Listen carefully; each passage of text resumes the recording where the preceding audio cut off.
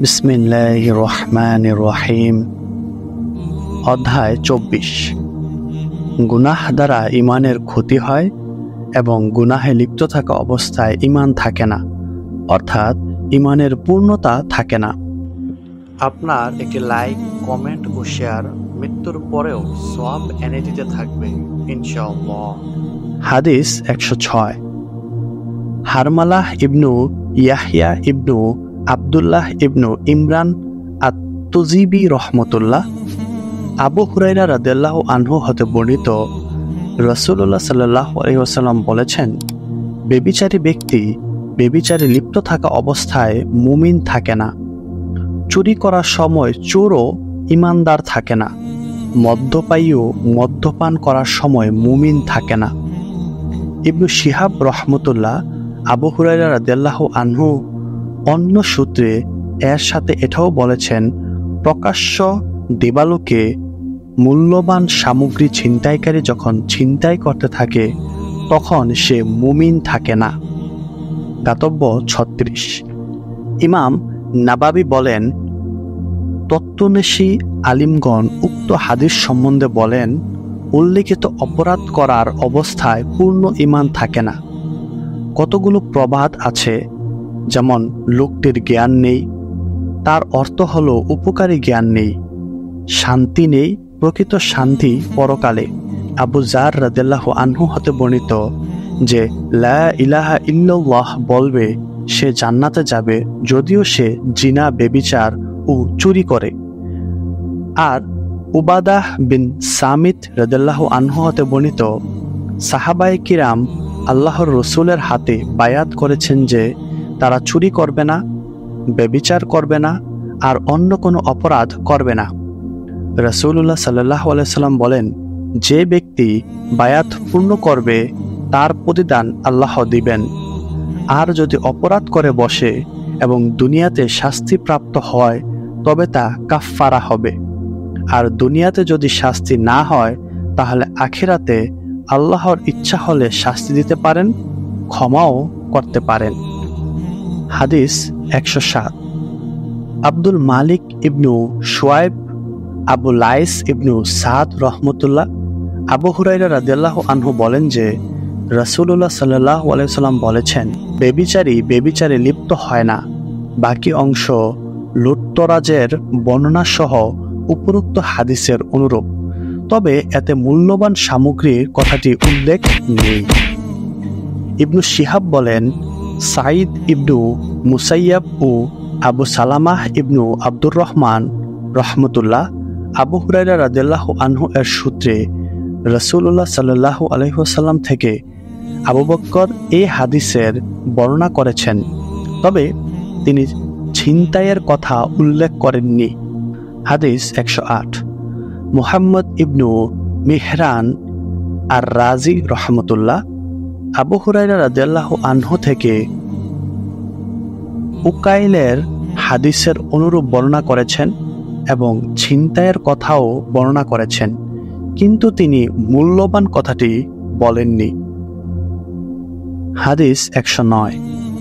হাসান ইবনু আলী আল হুলওয়ানি মুহাম্মদ ইবনু রাফি রহমতুল্লাহ আবু হুরায়রা রাদিয়াল্লাহু আনহু থেকে নবী সাল্লাল্লাহু আলাইহি ওয়াসাল্লাম এর সূত্রে সকলেই জুহরীয় বর্ণিত হাদিসের অনুরূপ বর্ণনা করেছেন। হাদিস 110। কুতাইবাহ ইবনু সাঈদ রহমতুল্লাহ আবু হুরায়রা রাদিয়াল্লাহু আনহু থেকে সকলেই জুহরীয় বর্ণিত হাদিসের অনুরূপ বর্ণনা করেছেন, তবে আলা ও সাফওয়ান ইবনু সুলাইম এর বর্ণিত হাদিসের জনসম্মুখে বাক্যটি উল্লেখ নেই। আর হাম্মামের হাদিসে রয়েছে, লুটপাটকারীরা যখন লুটতরাজে ব্যতিব্যস্ত আর মুমিনরা তার প্রতি সচক্ষে প্রত্যক্ষ করছে, এমতাবস্থায় সে মুমিন থাকে না, কথাটির উল্লেখ রয়েছে। হাম্মাম তার হাদিসে আরও বলেছেন, খিয়ানতকারী যখন খিয়ানত করে তখন মুমিন থাকে না, সুতরাং তোমরা সাবধান থেকো। হাদিস 111। মুহাম্মদ ইবনু মুসান্নাহ রহমতুল্লাহ আবু হুরায়রা রাদিয়াল্লাহু আনহু বলেন যে নবী সাল্লাল্লাহু আলাইহি ওয়াসাল্লাম বলেছেন, বেবিচারী যখন বেবিচারে লিপ্ত হয় তখন সে মুমিন থাকে না। চোর যখন চৌর্যবৃত্তিতে লিপ্ত হয় তখন সে মুমিন থাকে না।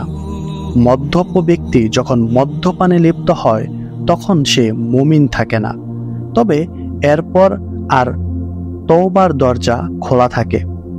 হাদিস 112।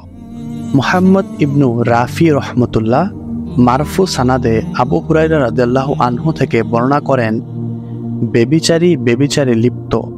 এরপর সুবাহ এর হাদিসের অনুরূপ বর্ণনা করেছেন।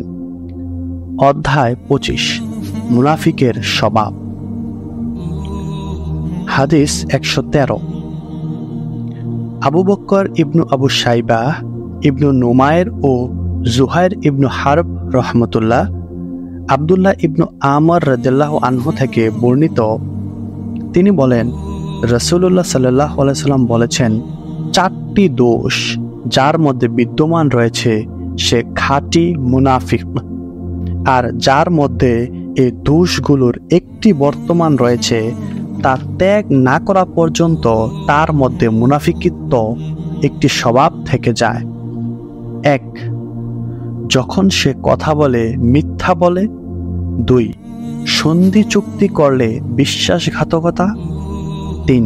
সে ওয়াদা করলে তা ভঙ্গ করে। এবং 4. সে ঝগড়া করলে অশ্লীল ভাষা ব্যবহার করে। সুফাইয়ান এর হাদিসের মধ্যে রয়েছে, আর যদি কারোর মধ্যে এই দোষগুলোর একটি বিদ্যমান থাকে তাহলে তার মধ্যে মুনাফিকিত্বর একটি স্বভাব রয়েছে। গাতব্য 37। হাদিসে উল্লেখিত 4টি স্বভাব যার মধ্যে পাওয়া যাবে বরাবরের জন্য সে খাঁটি মুনাফিক, আর যদি মাঝে মাঝে হয়ে যায় তাহলে সে খাঁটি মুনাফিক নয়। তার বর্ণনায় আলিমগণের একটি দল বলেন, মুনাফিকত্ব রাসূল সাল্লাল্লাহু আলাইহি ওয়াসাল্লামের জামানায় ছিল, কারণ তারা মিথ্যা বলে ঈমান প্রকাশ করত, প্রকৃতপক্ষে তার উল্টো কাজ করত। আরও উল্লেখ করা যেতে পারে, কার্যভাবে উল্লিখিত স্বভাবগুলো মাঝে মধ্যে পাওয়া গেলে মুনাফিকত্ব হবে না, বরং তা বিশ্বাস রেখে বললে মুনাফিকত্ব হবে। অধিকাংশ হাদিসে 3টি দোষের কথা উল্লেখ আছে, তবে 4টি দোষ থাকলে সে হাদিসের বিরোধিতা হবে না। হাদিস 114। ইয়াহইয়া ইবনু আইয়ুব ও কুতাইবাহ ইবনু সাইদ রহমতুল্লাহ আবু হুরায়রা রাদিয়াল্লাহু আনহু বলেন যে রাসূলুল্লাহ সাল্লাল্লাহু আলাইহি সাল্লাম বলেছেন, মুনাফিকিত্বের আলামত 3টি। যখন সে কথা বলে মিথ্যা বলে, ওয়াদা করলে তা ভঙ্গ করে, এবং তার কাছে আমানত রাখা হলে সে তা খেয়ানত করে। হাদিস 115। আবু বকর ইবনু ইসহাক রহমতুল্লাহ আবু হুরায়রা রাদিয়াল্লাহু আনহু বলেন যে রাসূলুল্লাহ সাল্লাল্লাহু আলাইহি ওয়াসাল্লাম বলেছেন, মুনাফিকদের আলামত 3টি। সে কথা বললে মিথ্যা বলে, ওয়াদা করলে ভঙ্গ করে, এবং তার কাছে আমানত রাখা হলে খেয়ানত করে। হাদিস 116।